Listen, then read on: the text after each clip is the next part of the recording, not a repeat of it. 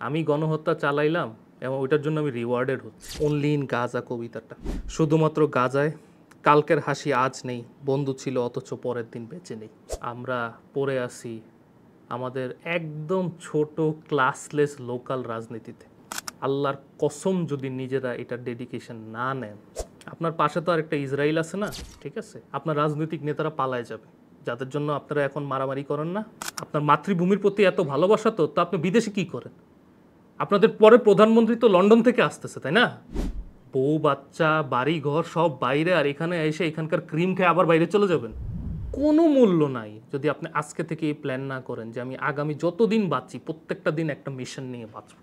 আসসালামু আলাইকুম রহমতুল্লাহ বারকাত। আশা করি সবাই ভালো আছেন। রিসেন্টলি ওয়ার্ল্ড ওয়াইড যে ইভেন্টস চলতেছে, ইভেন ন্যাশনালিও কিছু ইভেন্টস চলতেছে, যেটা নিয়ে আসলে কথা না বললেই না। সো আপনারা জানেন এই সময়ে নেতানিয়াহু সম্ভবত এই সময়ে, আমি যখন শ্যুট করতেছি তখন ইউনাইটেড স্টেটসে আছে, গাজা সিজ ফায়ার নিয়ে তারা কথা বলতেছে। সিজ ফায়ার নিয়ে কথা বলতেছে, নিজেরা যুদ্ধ শুরু করে নিজেরাই আবার সিজ ফায়ার নিয়ে কথা বলে। এবং সম্ভবত এই সিজ ফায়ারের মাধ্যমে ট্রাম্প সাহেব যেটা করবে সেটা হইল আরব স্টেটদেরকে ইসরায়েলকে রেকগনাইজ করাবে এবং ইসরায়েলকে কোনো শান্তির ডিল দিবে। কি আজব জিনিস, তাই না? আমি গণহত্যা চালাইলাম এবং ওইটার জন্য আমি রিওয়ার্ডেড হচ্ছি। পুরো জঙ্গলের নিয়ম। আমি যখন আমার ক্ষমতা দেখাই, আমার থেকে উইকদেরকে মারি, সবাই আমাকে সম্মান করে। এটাই। আজকে আপনাদেরকে একটা কবিতার বাংলা অনুবাদ শোনাবো। একটা কবিতা লেখা প্লেস্টিয়া আলাকাত নামে একটা গাজার সাংবাদিকের, অনলি ইন গাজা কবিতাটা। অথবা ইংলিশে আপনারা অনেকে পড়েছেন, আজকে আমি বাংলা অনুবাদ করে শোনাবো। কবিতাটা এতই কষ্টদায়ক যে আসলে এখানে আমার নিজের কিছু বলার নাই। কবিতাটা শোনার পরে আপনারা নিজেরাই বুঝবেন। সো কবিতাটা শুরু হয় এরকমভাবে: শুধুমাত্র গাজা, শুধুমাত্র গাজায় রকেটের গনগনে রাতটি গোনা হয় তারকার বদলে। শুধুমাত্র গাজায় বোমা ফাটলে ঘুম ভেঙে যায়, ঘরে তো বটেই, সকালে ভাঙ্গা বাড়ির ফাঁকে উঠে নতুন সূর্য। ভাঙ্গা বাড়ির ফাঁক। শুধুমাত্র গাজায় কালকের হাসি আজ নেই, বন্ধু ছিল অথচ পরের দিন বেঁচে নেই। শুধুমাত্র গাজায় বাঁশির সুরে জন্মদিন পালন হয়, বোমার ফোটার শব্দ পেছনে ঘুরে ফিরে বাজে। শুধুমাত্র গাজায় যন্ত্রণার মাঝে দুর্দান্ত সাহস ফুলে, মানুষরা শুধু টিকে থাকে না, যুদ্ধে দাঁড়িয়ে মিলে ভীষণ চারিত্রিক বীরত্ব।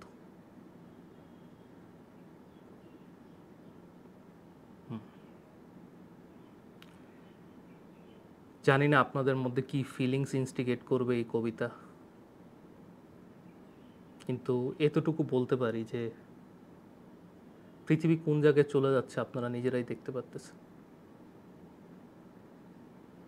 গণহত্যার কেউ কেয়ার করে না।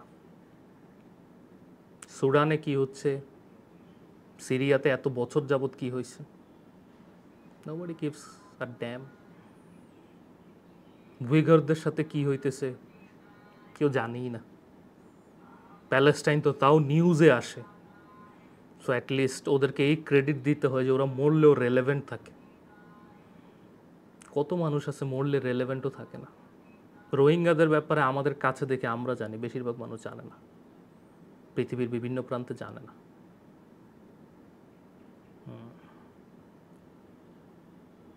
আর ওখান থেকে যখন পৃথিবীতে এত কিছু চলে, তো যেখানে আমাদের একটা certain standard of thought maintain করা উচিত, নিজেদেরকে প্রিপেয়ার করা উচিত যে আমরা এমন কিছু করব যাতে পৃথিবী থেকে যাওয়ার আগে আমরা কিছু মূল্যবান করে যেতে পারি। সেটা না করে আমরা পড়ে আছি আমাদের একদম ছোট ক্লাসলেস লোকাল রাজনীতিতে, এবং লোকাল রাজনীতিরও কোনো ভ্যালিউ নেই। এমন রাজনীতি যেখানে কিনা চাঁদাবাজি এবং আরও এবং চাঁদাবাজিরও মানে কোনো স্ট্যান্ডার্ড নেই। মানে ছোট থেকে ছোট জিনিস নিয়ে ওয়ারেড সবাই, ঠিক আছে? 2024-এ এতগুলা বাচ্চা মারা গেল, বলতে কষ্ট হয়, বাট খুব সম্ভবত তাদের প্রত্যেকটা জীবন শুধু শুধু গেছে। অ্যাটলিস্ট পৃথিবীতে তারা কোনো চেঞ্জ করতে পারেনি, বলতে কষ্ট লাগে।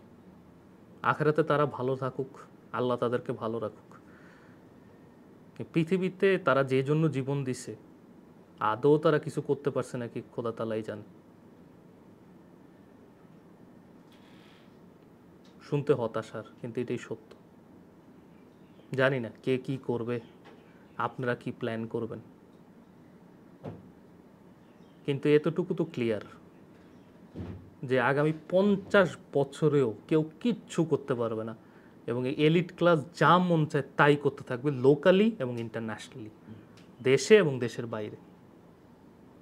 আজকে থেকে যদি নিজেরা সিদ্ধান্ত না নেন যে নিজের জীবন এমন একটা কাজের জন্য ডেডিকেট করবেন যে মৃত্যুর পরে যাতে আপনার পৃথিবীতেও ভ্যালু থাকে, উপরে গিয়েও ভ্যালু থাকে, আল্লাহর কসম যদি নিজেরা এটার ডেডিকেশন না নেন, তা আপনারা তো কিছু করতেই পারবেন না। খাবেন দাবেন, ঘুমাবেন, বিয়ে শাদী হবে, বাচ্চা কাচ্চা হবে, মরে যাবেন। শুধু পৃথিবীতে ভ্যালুলেস থাকবেন, পৃথিবীর জন্য একটা বোঝা থাকবেন, এবং কোন দিন কি আপনাকে মেরে ফেলবে কোনো আসা যায় না। আপনার পাশে তো আর একটা ইসরায়েল আছে না, মারতেই পারে আপনাকে। মুসলমান মারতে মন চাইছে মেরে দিস, মারতেই পারে। আপনি কি করবেন? কিচ্ছু করতে পারবেন না, কিচ্ছু করতে পারবেন না, ঠিক আছে? আপনার রাজনৈতিক নেতারা পালায় যাবে, যাদের জন্য আপনারা এখন মারামারি করেন না, পালায় যাবে, সবাই চলে যাবে, সবাই চলে যাবে। তাদের সবার বাড়ি আছে বিভিন্ন জায়গায়। কোনোদিন এই প্রশ্ন করছেন যে আমরা এত নিয়মকানুন করি, সংস্কার করি, এই সংস্কার কেন করেন না যে রাজনৈতিক নেতা, যারা রাজনৈতিক নেতা হইতে চায় তারা দেশের ভিতরে সব কিছু রাখবে, তাদের বাচ্চা কাচ্চাও দেশের ভিতরে থাকবে? এই সংস্কার কেউ কারো করতে চায় না কেন? তার কোনো স্টেক বাইরে থাকতে পারবে না। লোকাল রাজনীতি, আপনার মাতৃভূমির প্রতি এত ভালোবাসা, তো আপনি বিদেশে কি করেন? আপনাদের পরে প্রধানমন্ত্রী তো লন্ডন থেকে আসতেছে, তাই না? লন্ডনে সে এত বছর কি করছে? তার কাজ লন্ডনে কেন? সেখানে থাকতো, জেলে থাকতো। মাতৃভূমির প্রতি ভালোবাসা মাওলানা আব্দুল হামিদ খান ভাসানীর ছিল না? 90 বছর বয়সে ফারাক্কা আন্দোলনে গেছে না? বউ বাচ্চা বাড়ি ঘর সব বাইরে, আর এখানে এসে এখানকার ক্রিম খেয়ে আবার বাইরে চলে যাবেন? করেন আপনারা ওই নেতৃত্বেরই অনুগত্য করেন, আপনারা ওইটাই ডিজার্ভ করেন, আমিও ওইটা ডিজার্ভ করি। তাহলে আসতে থাকবে আরো জানোয়ার, আসতে থাকবে একটার পর একটা। আপনারা গাজার কেয়ার করেন না, আপনারা সুডানের কেয়ার করেন না, ইয়েমেনের কেয়ার করেন না, তো কেউ আপনার কেয়ারও করবে না। কোনোদিন তো রোহিঙ্গাদের কেয়ারও করেন না, তো আপনার ধারের একদম কাছে।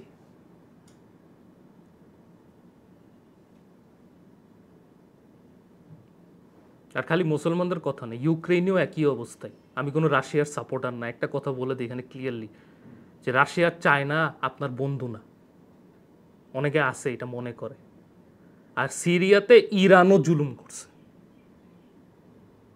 ঠিক আছে না? সিরিয়াতে ইরানও জুলুমের অংশ ছিল তাদের অ্যাক্সিস অফ রেজিস্ট্যান্স দ্বারা, হিজবুল্লাহ দ্বারা।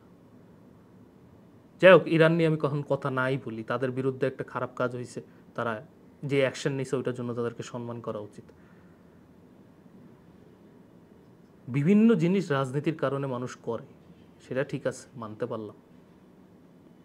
কিন্তু আপনারা যে হাতে হাত দিয়ে বসে আছেন এবং কোনো চিন্তাই করেন না, এবং আমরা যে কোনো চিন্তা করি না, এইটা সবচেয়ে কষ্ট। আর যদি চিন্তা করি তো 1 মিনিটের জন্য, ওই ভিডিওটা দেখা পর্যন্ত, তারপর শেষ।